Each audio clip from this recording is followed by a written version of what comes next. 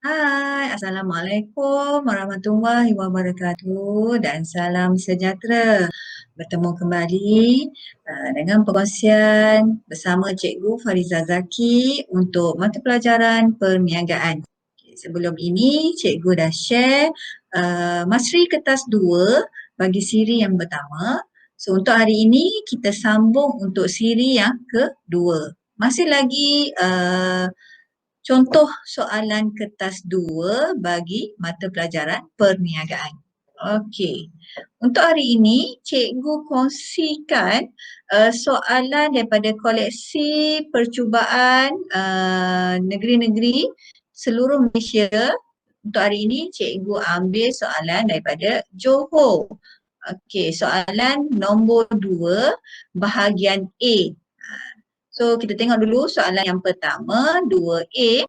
Jadual berikut berkaitan dengan saiz perniagaan berasaskan penghilangan bagi dua buah perniagaan. Okey, so dia bagi maklumat. Ini adalah soalan bentuk stimulus, ada maklumat bermakna pelajar perlu lihat maklumat yang diberi pada soalan sebelum menjawab soalan. Okey, so perniagaan S jumlah jualan tahunan 300,000 hingga kurang daripada 15 juta. Kemudian dengan bilangan pekerja tetapnya 5 hingga kurang 75 orang.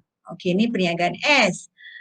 Perniagaan T, jumlah jualan tahunannya melebihi 50 juta.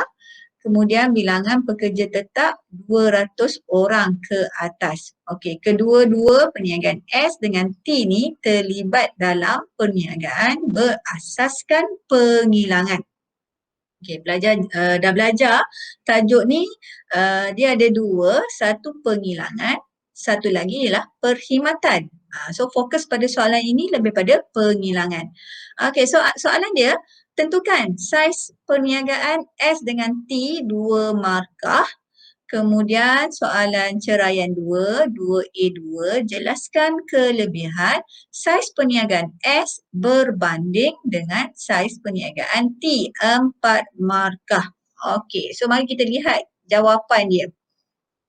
Okey, sebelum tengok jawapan, okey, kita kenal pasti dulu. Sebelum ni cikgu dah share sebelum pelajar menjawab kena kenal pasti satu kata kunci ataupun kehendak soalan, kedua kata tugas pada soalan dan yang ketiga yang penting pelajar kena tengok peruntukan markah. Okey, so kata kunci ataupun kehendak soalan kuncinya adalah saiz perniagaan S dengan T. So pelajar kena tahu S tu saiz perniagaan apa? Sama ada bersaiz kecil, sederhana ataupun besar. Okey, kemudian dia punya kata tugas yang pertama tentukan. Tentukan ni soalannya satu markah. Maknanya pelajar kena tentukan saiz S, perniagaan S apa, perniagaan T berapa, barulah dapat markah 2. So peruntukan markah ceraian 1 ini 2 markah. Kalau betul S saiz apa dia, T saiz apa, dapatlah 2 markah. Ceraian kedua jelaskan. So kehendak soalan ataupun kata kunci bagi soalan yang kedua ni, pelajar kena tahu kelebihan saiz perniagaan S. Okey, so berkait dengan soalan ceraian pertama, kalau pelajar nyatakan perniagaan S tu saiz dia betul, bermakna pelajar boleh jawab kelebihan saiz perniagaan S. Okey, peruntukan markah dia 4 dengan kata tugas dia jelaskan. So jelaskan ini, kata tugas jelaskan memerlukan pelajar menjawab soalan dalam bentuk huraian. Okey, huraikan point dash dash dash dash sebanyak 4. Sebab apa kena 4? Nak bagi lebih? Boleh nak bagi lebih. Kalau pelajar ingat 4, senarailah 4 sebab peruntukan markah pada soalan 4 markah. Kalau pelajar jawab kurang, rugilah tak dapat 4. Kalau jawab lebih, semua jawapan betul, pelajar masih dapat 4 markah sebab peruntukan markah bagi soalan ceraian 2 adalah 4. Okey, so kita tengok jawapan dia. Apa saiz S, apa dia saiz T. Pelajar kena tengoklah maklumat dia. Okey, so kalau S, cikgu ulang balik, saiz S dia punya jumlah jualan tahunan 300,000 hingga kurang daripada 15 juta. Dengan pekerja dia 5 hingga 5 hingga kurang 75 orang. So ini saiz S adalah bersaiz kecil. Kemudian perniagaan T jualan dia lebih 50 juta. Bilangan pekerja 200 orang ke atas. So perniagaan T ni saiz apa? Saiz besar. Okey. So yang tak ada sederhana. So sederhana dia punya jualan tahunan 15 juta hingga kurang 50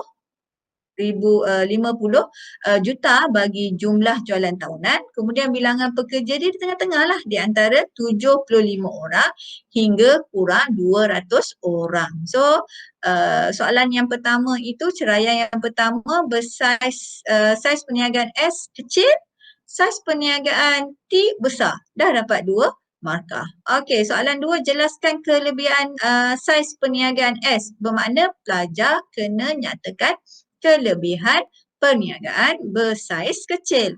4. Maka 4 poin. Okey, ini contoh. Contoh jawapan ceraian yang kedua. Nak dapat 4 markah, senarailah huraikan jawapan dalam bentuk huraian. Kalau tengok pada peraturan pemarkahan skema ni, lebih daripada 4 pelajar boleh dapat. Okey, cost overhead yang rendah, 1 markah. H1A ni huraian kepada kos overhead yang rendah, kos operasi ataupun kos pengurusan rendah. Kemudian perniagaan S menawarkan harga mampu untuk bersaing. Okey, 3 markah kat situ dah untuk 1 poin kos overhead yang rendah. Okey, huraian yang kedua, cepat menyelesaikan masalah ataupun rungutan pelanggan. Okey, ada masalah, mengambil tindakan segera, 1 markah. Kurang menghadapi birokrasi ataupun peraturan ataupun borang aduan yang mudah. Okey, yang ketiga, kelebihan perniagaan bersaiz kecil berbanding perniagaan bersaiz besar, fleksibel. Okey, mudah mengubah strategi perniagaan, boleh membuat keputusan dengan mudah di mana pemilik terlibat secara langsung dengan pengurusan. Dan jawapan yang keempat, kos upah yang rendah ataupun murah. Okey, tidak mendaftar dengan kesatuan sekerja / merupakan pekerja sambilan, kemudian boleh bayar gaji yang minimum sahaja. So kalau tengok pada skema jawapan ataupun peraturan pemarkahan, lebih pada 4. Kalau pelajar jawab kos overhead rendah, cepat menyelesaikan masalah, fleksibel, kos upah yang rendah, dah dapat 4 markah untuk soalan 2A, 2 ceraian yang kedua. Okey. Itu soalan pertama. Okey, soalan yang kedua. Okey, masih lagi soalan Johor. Ni soalan nombor 2, 2B. Okey, maklumat berikut berkaitan dengan kadar pengangguran di Malaysia. Okey, so ada maklumat Julai 14, 2020 Putrajaya, kadar pengangguran di Malaysia meningkat sebanyak 5.3% pada Mei tahun ini, yang mencatat 826,001 orang penganggur menurut Jabatan Perangkaan. Ketua Perangkawan Datuk Seri Dr. Muhammad Yuzil Mahidin berkata, berikutan pengesanan peningkatan kluster coronavirus COVID-19 dalam kalangan pekerja asing oleh pihak berkuasa kesihatan, penurunan pekerja yang ketara turut berlaku dalam sektor pembinaan. Okay, berikutan fasa PKP bersyarat masih tidak membolehkan perniagaan beroperasi seperti biasa, kumpulan pekerja ini telah dan berisiko tinggi untuk kehilangan pekerjaan dan pendapatan. Okey, ni sumber daripada Sinar Harian. Okey, ni soalan berbentuk stimulus. Soalan berbentuk stimulus bermakna pelajar kena baca maklumat yang diberi sebelum menjawab soalan. Okey, soalan yang pertama, apakah? Okey, apakah jenis pengangguran tersebut? 1 markah. Okey, ceraian yang kedua, jelaskan pengangguran di 2B1, 3 markah. Okey, mari kita lihat kata kunci ataupun kehendak soalan yang pertama. B1. So, kehendak soalan dia adalah jenis pengangguran. Okey, berdasarkan maklumat kenal pasti jenis pengangguran yang sesuai. Pelajar tulis untuk dapatkan 1 markah. So soalan yang pertama ni 1 markah saja. So kena pilih jenis pengangguran yang tepat. Pelajar dah belajar 4 jenis pengangguran. Pengangguran struktur, pengangguran teknologi, pengangguran kitaran dan juga pengangguran apa lagi satu? Struktur, kitaran, teknologi dan cikgu lupa dah satu apa ya.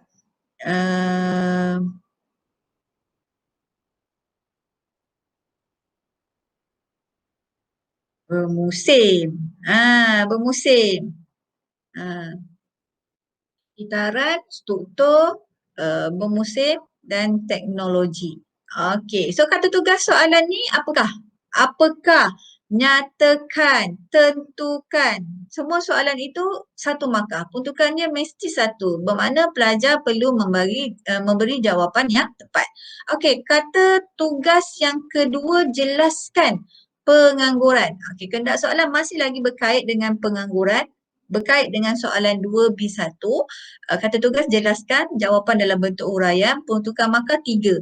So apabila peruntukan markah 3, pelajar perlu memberi 3 poin. 3 isi untuk dapat 3 markah. Okey, mari kita lihat jawapan bagi soalan B. Okey, so jenis pengangguran tersebut adalah kitaran. Okey, kitaran. Okey, so soalan yang seterusnya disuruh apa tadi? Saya patah balik. Okey, jelaskan.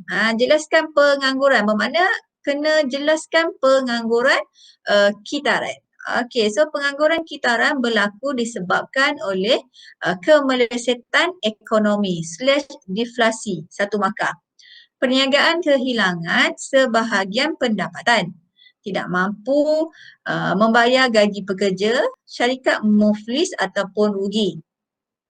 Majikan terpaksa mengurangkan bilangan pekerja ataupun memberhentikan pekerja. 1 markah. Masih lagi huraian.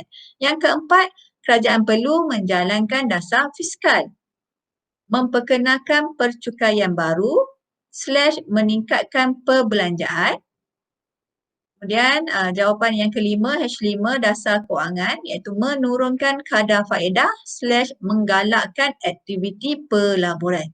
Okey, kalau pelajar tengok pada skema permarkahan ataupun jawapan ni, H1, H3 ni dia menerangkan jenis pengangguran kitaran.